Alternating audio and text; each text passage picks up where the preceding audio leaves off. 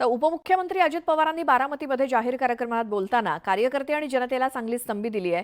मला काही लोकांचा फोन येतो की दादा पोटात या, पोटात घ्या। अरे काय पोटात घ्या, पोट फुटायला लागलंय असा घणाघाती टोला त्यांनी यावेळी लगावला।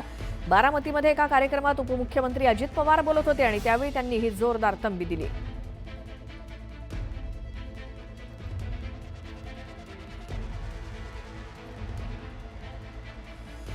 तुमची मुलं बिलं काय करतायत, मुली काय करतायत, कुठे चुका होतायत का, हे पालकांची नैतिक जबाबदारी आहे।